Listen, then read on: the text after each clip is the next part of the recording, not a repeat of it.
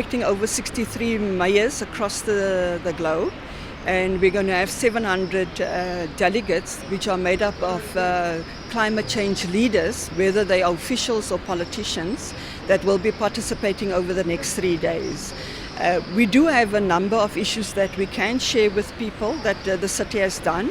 And I'd like to start with something that is happening nationally. The one thing that's happening nationally is very interesting is that the public-private partnerships, because we struggle to get private business to come into partnership with municipalities and even national government. But the one thing that seems to be working in South Africa is the green buildings, the retrofit of buildings and the green buildings program. So in the city, we've got about 104 buildings, municipal buildings. We've started retrofitting 5 of those. Then we made major decisions on recapitalization of Metro Bus. We also drew up a new business plan and an operational plan for Metro Bus. We've got about 435 buses that's running on the diesel and emitting quite a number of emissions. We have taken a decision to go out on tender for 125 to 175 new buses. The mayor took a decision on the 7th of March last year. We've gone out once. We didn't get a good response from the market.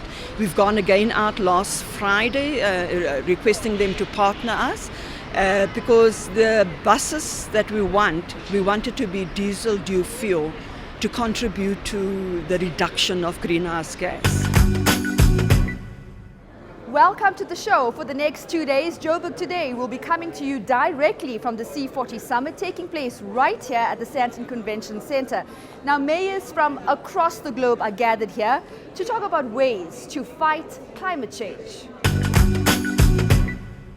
Joining me in studio now is the chair of the Environment Portfolio of the City of Melbourne, Aaron Wood. Thank you so much for your time, for joining us on the show. Thanks for having me. Now, from what I understand, the City of Melbourne has been a member of the C40 Forum since its inception. What value is it to be a member of this forum?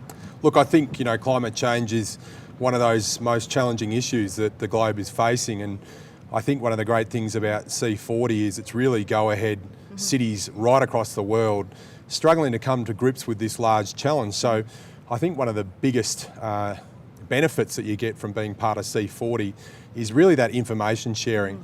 If you're tackling water, waste, energy, transport, then really coming together with like-minded cities and sharing innovative ideas is really what C40 is all about. But there are only 63 members. Now, there is opinion from some of the experts that to some degree the C40 and the initiatives coming out of the C40 is leading the way forward in comparison to the other global platforms when it comes to fighting climate change. Do you agree with that? Yeah, look, I do. Even though there's only 63 cities represented, my understanding is that represents 40 of the 50 largest metro areas in the world. So you've got some of our biggest metropolitan populations. But you've also got some of our cities which are at the leading edge, whether it be New York or Berlin or Vancouver or indeed Melbourne. So I think C40 has a lot to offer in that respect, that you do have a lot of the metro population and the world's population is becoming more and more urbanised. So if we don't tackle climate change in our cities, then we'll never address the problem. Tell us about some of the latest initiatives taken on by the City of Melbourne. Yeah, look, we're really proud at the City of Melbourne to be tackling climate change head on. So we've looked at each of our sectors and decided how we can both reduce our emissions but also adapt to climate change as well, because that's also important. So one of the areas that I'm most proud about at the moment is that we now have a renewable energy target of 25% by 2018. Okay. So that's really about changing our energy mix, because unfortunately in Australia, similar to South Africa, much of our power comes from coal, which of course is a big greenhouse gas emitter. But we've looked at transport, integrating public transport, making our city much more walkable. The other exciting development is the urban forest strategy. So again, many similarities to what Johannesburg has done with their 200,000 trees, is we're also trying to get our city to be in a forest. What we've found is our city is up to 4 to 7 degrees hotter than the surrounding suburbs with green foliage, really bringing down that heat island effect. So by planting trees, not only is it the first defence against climate change, it makes the city look more beautiful. It also helps with things like stormwater runoff as well. So right across the board, looking at our own buildings, our biggest contributor to our environmental footprint is of course the built environment for us.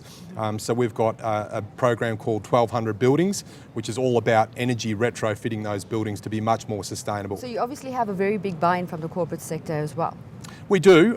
Of course, I think things are slowly turning around. So many of the big brands in Melbourne, the big developers, many of our big industry partners, our hospitals are all sort of sitting up and saying that we can't go on wasting energy as we have in the past because it's more expensive, but also because of the impact that we're going to see with climate change, that we need to reduce our emissions as much as possible, but then also look at climate adaptation. So there are a lot of similarities in terms of the buy-in from the corporate sector, the feedback coming from them, and as you've pointed out, the addiction and the use of coal. But what can a city like Johannesburg learn from a city like Melbourne? Oh, look, I think that the interesting part of C40 is that we all learn from each other. That I've already put it out on Twitter about Johannesburg's 200,000 trees. I think that's fantastic. It was wonderful to come to this city and jump on an airport train, which Melbourne doesn't actually have at the moment. So I think Melbourne does lots of things really, really well.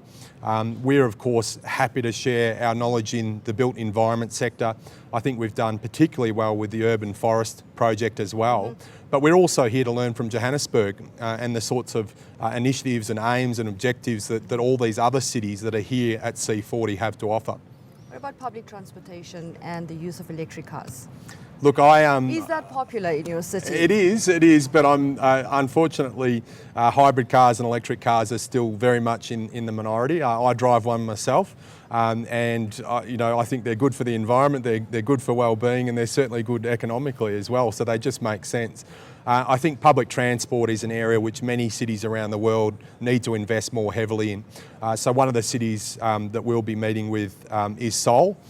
South Korea is doing some pretty amazing things with really retrofitting large-scale mass transit where traditionally it has been getting around on highways and using cars, which are, of course, another big polluting factor. Thank you so much for your time. We would absolutely love to hear from you, so feel free to send us your thoughts, comments, feedback or questions. You can find us on Twitter at Joburg Today and like us on Facebook, joburgtoday.tv.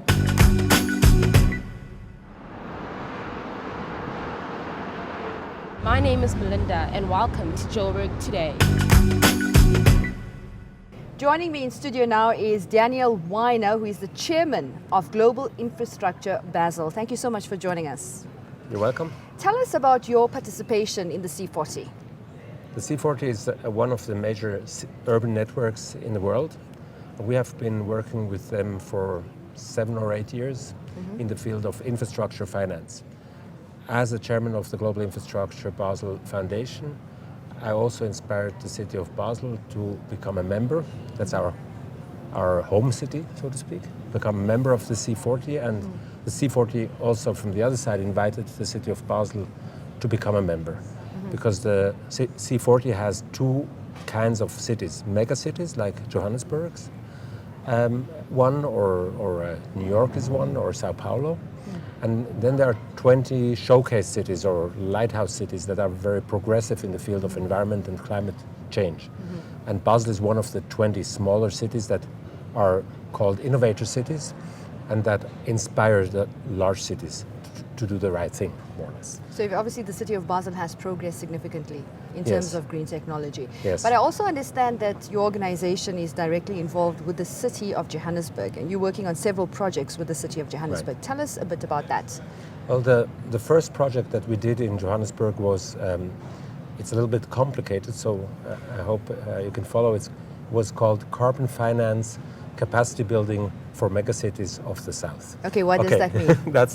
It sounds like a complicated title of a Hollywood movie, doesn't it? But in reality, it's about, you know that there is a global mechanism to reduce the emissions of CO2.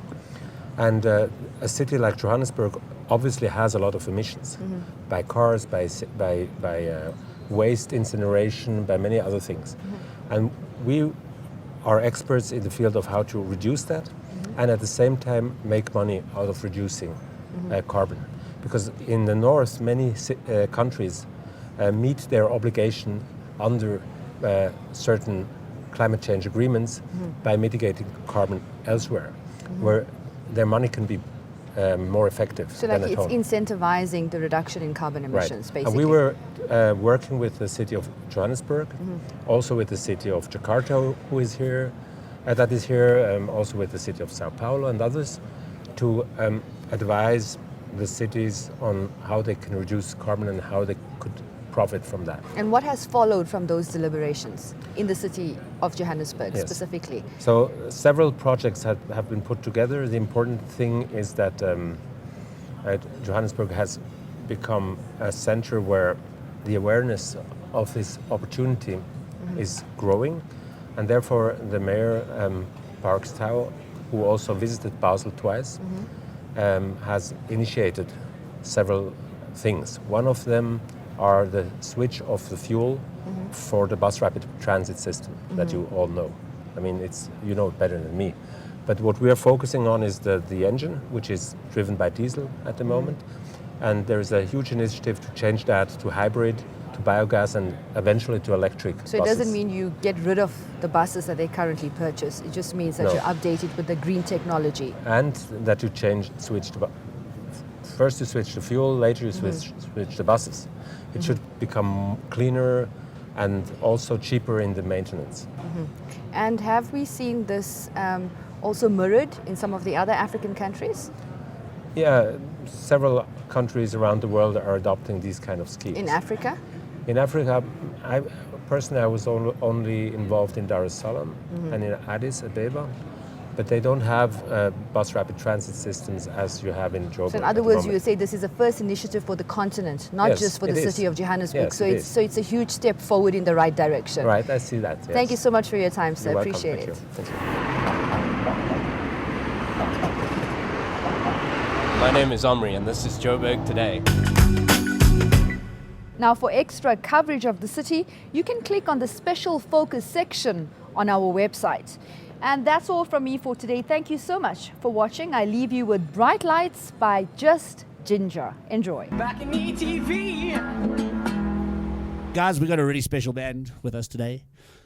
I've known these guys probably most of my adult life. 20 That's probably a scary thought. We just met. Just met. Oh, sorry. Yeah. 18 I've only been alive for 20 minutes in my adult life. But guys, welcome Just Ginger, one of South Africa's greatest rock bands ever. I have to say that, and I'm speaking from experience. How you guys doing? Andy's, how are you, bro? Awesome, dude. Thank you for not using top. What's top? One of the top bands. Oh, the greatest. I went for greatest. That's 'cause- like top 100. Yeah, no. You Thank guys, you so much. you guys have surpassed top 100. You're just great. That's why you're in the pound seats. Thanks, man. What song are you guys going to play for us today? It's a new song called Bright Light. Take it away on this beautiful day. Thank you, sir.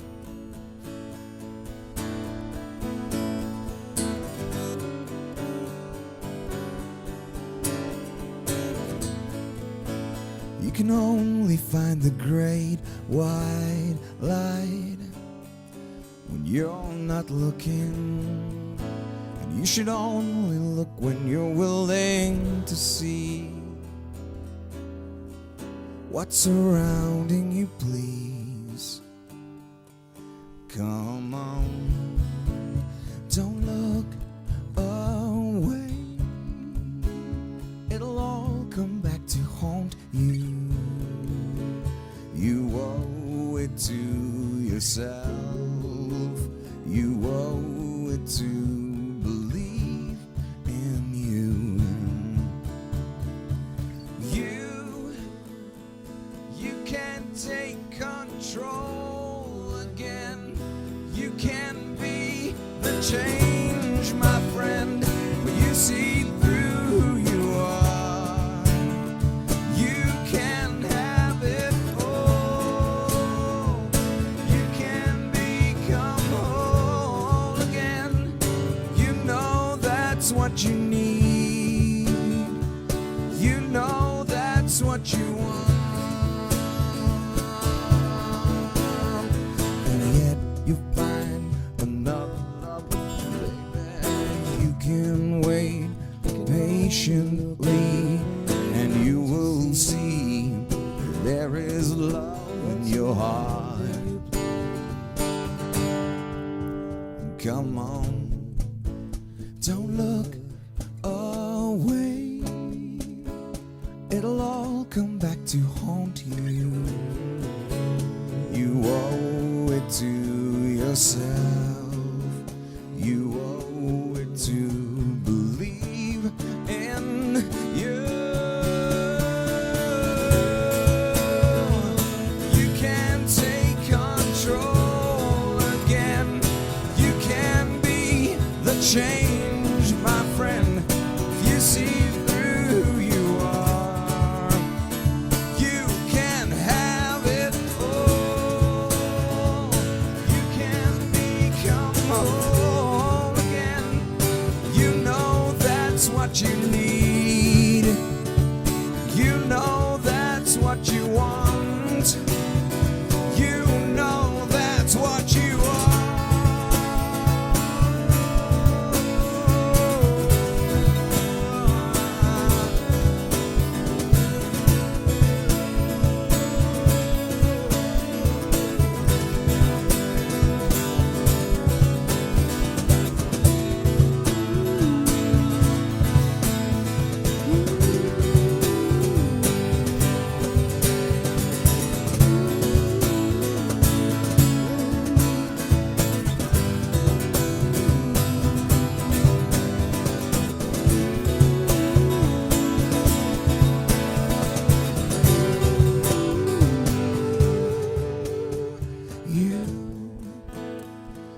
You can take control again when you see through who you are.